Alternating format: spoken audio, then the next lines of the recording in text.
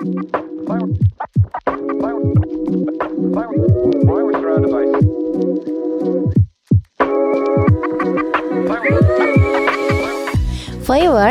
hari ini kita bakal ngobrolin tentang planning keuangan di tahun 2023. Biasanya kan kalau udah masuk ke tahun baru, itu banyak orang punya planning tentang keuangan mereka. Kita mau tahu ya gimana sih teman-teman satu gedung ini, dari lantai 1 sampai di atas-atas nanti, itu bagaimana mereka mau punya planning keuangan di tahun 2023. Dan tipsnya juga kayak gimana ya. Check it out.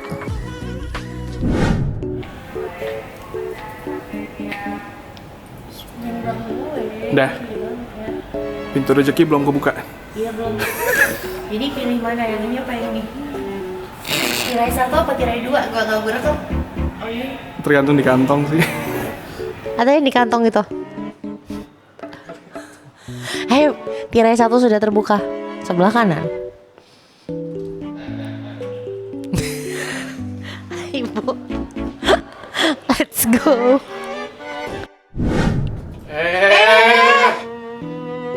Goyang coy. Lu jangan kayak gitu. Isan sendiri dong goyangin pinggangnya aja udah itu tau. Udah goyang. Iya. Apa janjian barusan gempa?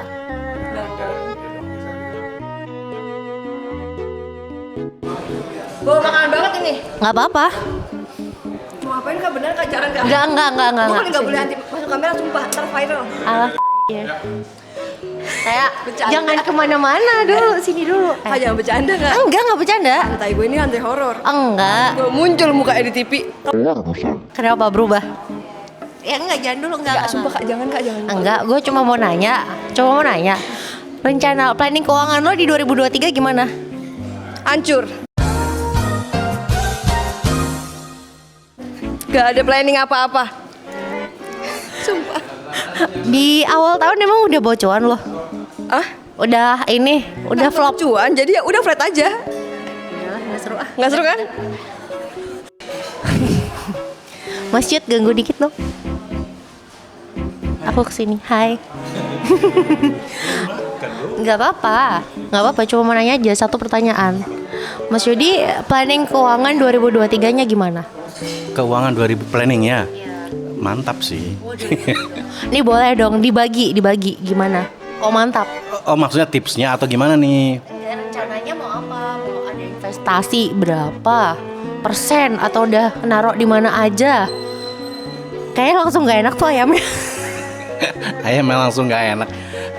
Aku sih kalau ke investasi belum, cuman memang buat planning beli barang-barang kebutuhan pokok aja, sandang, pangan, dan papan tentunya. Oh, membeli papan di 2023. Papannya aja. Ya. Ya bisa diartikan begitulah. Oke. Kan diistilahkan sebagai sesuatu tempat bernaung kita, bukan papan tulis ya. Siap Pak. Kalau gitu yang ini keren ya daripada yang tadi. Si saya flop dong. Mungkin karena masih muda ya. Kalau saya kan sudah senior. Dewasa sebelum waktunya. Aduh. Oke, terima kasih. Silakan dilanjutkan makannya. Dadah.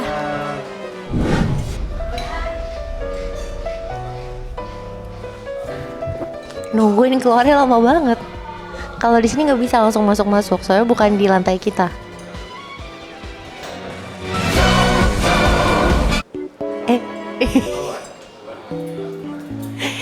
Hai, aku ganggu sebentar. Sini. Kak Tata, planning keuangannya tahun 2023 gimana? Planning keuangannya sama seperti tahun lalu. Mencari yang perlu dicari aja. Apakah ada rencana untuk memperlebar kerancuannya tahun ini? Adalah rencananya selain mencari. Ini serius gak nih? Serius. Oh, oke. Gimana? Ada rencana. Dan udah pasti kan kalau kata orang kan gak bagus satu pintu ya. Kalau misalnya beberapa pintu gitu, nambah sekian pintu sih rencananya. Beberapa pintu. Ini nambah pintu rezeki apa kontrakan, Bu? Rencananya sih kalau bisa pintu kontrakan ya. Cuman mohon maaf pintunya aja udah mahal. Jadi rezeki aja deh kita cari. Apakah ada resolusi di 2023 untuk menghindari yang namanya pay later? Udah pastilah. Karena pay later itu mengganggu otak dan juga sistem keuangan ya. Jadi pengen beli sesuatu nggak ada duit tapi ada pay later tapi bulan depan nggak bisa bayar kan susah gitu. Investasi sendiri tahun ini gimana? Apanya? Investasinya udah ada rencana nggak kemana gitu? Buka lubang baru? Oh enggak, masih yang kemarin aja ya. Masih yang kemarin aja. Kalau boleh tahu investasinya apa aja yang kemarin? Mohon maaf, saya tiba-tiba ditodong loh ini beneran kagak sih? Oh beneran. Saya tiba-tiba ditodong, saya nggak di briefing ini. Nggak boleh briefing. Nggak boleh briefing. Oh gitu. Apa investasinya ya? Sama kayak kemarin masih. Udah tahu kan? Kripto. Oh, enggak. Cuman Emas. saham yang loris. Tapi masih kayak kemarin. Terus emas belum mau nambah dulu, belum ada cuannya. Apalagi ya, properti masih yang kayak kemarin. Kalau ini kayaknya berpengalaman ya dibanding yang tadi ya. Thank you. Udah itu aja. Oke, aduh. Dari tadi nyari orang aneh-aneh soalnya jawabannya.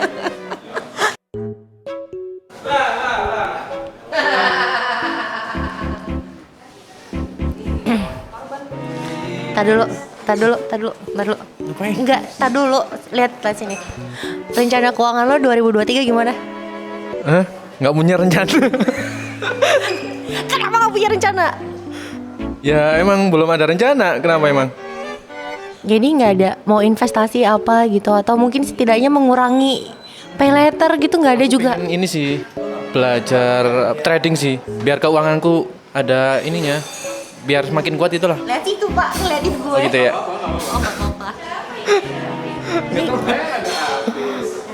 Jadi mau belajar trading. Iya. Mau mulai trading nggak tahun ini atau belajar dulu aja? Belajar dulu lah. Oke, baiklah kayaknya dia udah kelaparan. Trading padahal belum paham. Siap, thank you.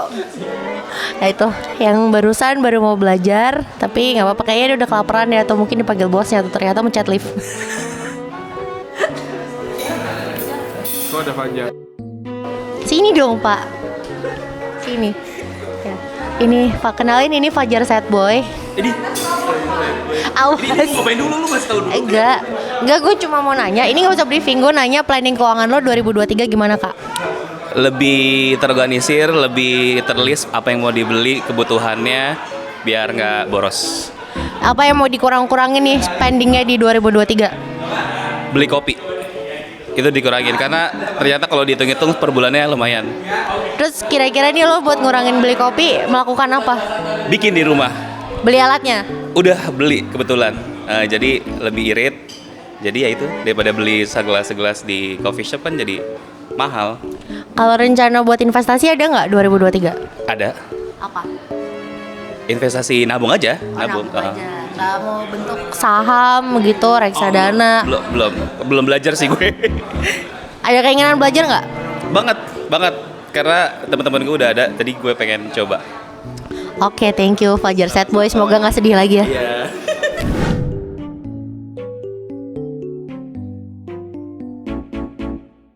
Ganteng deh hari ini. Tadi aku mau nanya, Bang Tomo, planning keuangannya 2023 gimana?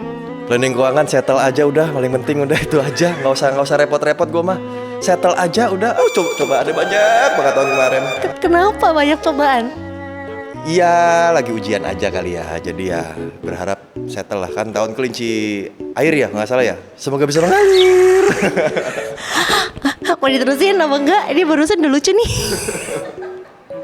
Oh iya, ada rencana mau invest nggak? Ada sih invest, paling kontrakan 60 pintu, terus juga emas, Mas Yanto, Mas Bambang, Mas Tomo, yuk. Itu aja sih paling invest ya. Itu dia, sebenarnya pengen coba untuk belajar invest. Semoga belajarnya lancar. Thank you Bang Tomo. Aku nggak bisa, aku nggak ngerti. Kita belajar sama-sama gimana? Yuk. Thank you. Nggak apa-apa, yang penting masih pakai jilbab gitu kan. Kan di sini doang kan. Tadi aku mau nanya, planning keuangan 2023-nya gimana? Planning keuangan 2023. Yang udah pasti pertama nabung dulu. kalau ada yang ditabung. Terus kalau misalkan nanti ada yang lebih, beli emas kali ya. Oh iya, ada yang mau dikurangin gak nih pengeluarannya di tahun 2023 ini? Waduh, pengeluaran yang dikurangin kayaknya nggak ada ya. Nih misalnya nih kebanyakan pakai ojek online, kebanyakan delivery makanan online, atau juga terlalu banyak menggunakan pay letter. Tuh ada yang mau dikurangin nggak? Kayaknya belanja online yang mesti dikurangin ya. Keranjang kuning, keranjang oranye. Kuning, keranjang orange, keranjang hijau harus kosong, nggak boleh ada yang masuk ke keranjang. Cuman kadang mata masukin itu nggak boleh. Saya tuh ya. Jadi itu yang mau dikurangin ya? Itu aja. Oke, thank you Kak Dipta. Terima kasih Anda sangat menghibur Kak, planning keuangan lo di 2023 tuh gimana? Aduh apa nih? Maksudnya apaan sih? Gue gak ngerti. Ya udah 4 tapi gimana dong? Serius? Maksudnya yang dimauin tuh kayak gimana? Di 2023 gue pengen banyak nabung karena pengen beli mobil atau rumah duluan yang pengennya cash sih. Karena katanya 2023 kan resesi nih. Katanya banyak yang bakalan BU. Jadi gue mengharapkan itu. Amin. Terus ada rencana lo mau mengurangi ini nggak? Pay letter kayak atau mungkin jajan-jajan yang nggak penting? Paling ngurangin ini sih kayak biaya transportasi. Kalau misalnya naik mobil kan gede banget biayanya. Apalagi nanti bakalan ada IRP itu kan. Gue kayaknya bakalan naik transportasi publik. Oke. Selamat bekerja Kakak Ipon, terima kasih. Ya itu tadi ya viewers, jawabannya dari teman-teman planning keuangannya di tahun 2023 itu gimana. Tapi kayaknya kita tanya sama expertnya ya, gimana sih cara menghadapi tahun 2023 ini. Viewers, sekarang kita udah sama expert hostnya Voy Bistalk, ada Pak Wahyu. Halo semuanya, keren ya. Gimana? Ya Pak, kalau lihat tren keuangan tahun 2023, perencanaan buat anak muda harus gimana? Nomor satu ini memang masalah ya. Jadi namanya keuangan itu selalu akan jadi isu penting buat kita ya. Terutama kalau kita uangnya memang nggak banyak-banyak amat gitu kan. Jadi kalau kita mau bicara keuangan itu kita bisa menggambarkan seperti bathtub. Bathtub ya. Bathtub itu kan faucet kita itu selalu ada intake masuk, ada bolongan keluar nih. Nah, supaya air di dalam bathtub itu naik sampai tinggi, maka intake-nya harus lebih banyak dari keluarnya. Ini prinsip mendasar ya. Nah, jadi dengan model kayak gini kita bisa mencoba untuk melihat keuangan kita masing-masing. Yang pertama, tentu kita mesti paham dulu kita keuangan kondisi kita seperti apa sekarang. Ada banyak kriteria keuangan ya, kayak misalkan debt equity ratio gitu ya. Kita coba lihat debt kita dibandingkan dengan keuangan kita secara umum itu berapa persentasenya gitu ya. Sehingga kita tahu sehat atau tidak. Nomor 2, kita cek risk profile kita. Profil resiko kita itu seperti apa. Kita bisa nggak nanggung resiko-resiko besar terhadap keuangan dalam waktu beberapa tahun ke depan. Nah, dari situ baru kemudian kita bergerak pada mengelola keuangan. Mengelola keuangan artinya gimana? Bathtub-nya tadi itu harus makin lama makin naik. Kalau makin lama makin naik, caranya kan 2 ya. Yang pertama dikecilin dulu tuh selang keluarnya kan. Caranya gimana? Hemat gitu kan. Hemat. Ada nggak disubstitusi? Misalkan transportasi kita naik taksi terus kan mahal tuh. Bisa nggak ya saya mikirin kalau saya naik angkutan umum yang lain seperti apa. Jadi kita coba untuk keluarnya ini kita hemat. Jadi akhirnya naik. Yang kedua, kita cari keran masuk yang lain. Ya kan? Kalau biasanya keran masuk kita cuma dari gaji doang nih. Ada nggak yang bisa kita kreasikan gitu kan? Oh, ada yang suka nulis kan, bikin copywriting gitu kan. Moonlighting lah, kita cari kerjaan lain di luar, tapi yang tentu yang nyenengin kita ya. Kalau misalkan suka nyanyi gitu, nyanyi kita bisa nggak ada proyek-proyek nyanyi di luar, wedding singer, wedding segala macam gitu ya. Nah kayak gitu, jadi faucetnya kita tambahin. Nah, menambahkan keran kadang-kadang itu harus dikompensasi dengan waktu, ya kan? Kita kadang-kadang waktunya nggak ada karena kita masih senang pengen rebahan juga kan, pengen nonton Netflix juga kan. Nah jadi yang kita lakukan adalah kita coba investasi. Di mana investasi itu sebenarnya penghasilan lain yang nggak harus kita invest waktu di sana. Beli saham ya, kalau misalkan mau coba-coba awal-awal ya bicara deposito emas segala macam yang harganya bisa naik tapi agak lama. Kalau kita mau berani dikit, mulai investasi di saham, instrumen-instrumen yang secara umum itu risikonya agak sedikit tinggi tapi juga returnnya juga bisa tinggi. Nah mulai dari sana kita mulai bergerak kira-kira. Oke Pak, kalau buat kita nih yang uangnya nggak banyak-banyak amat, tips menghindari bocuan di akhir bulan supaya tetap cukup terus, tapi tetap bisa invest juga. Terus instrumen investasinya tuh kira-kira apa nih buat yang baru mau mulai? Pasti viewers banyak yang baru mau mulai. Silakan. Gini ya, kadang-kadang kita itu boros itu karena kita nggak ngelihat konsekuensi dari tindakan kita itu pada waktu tertentu.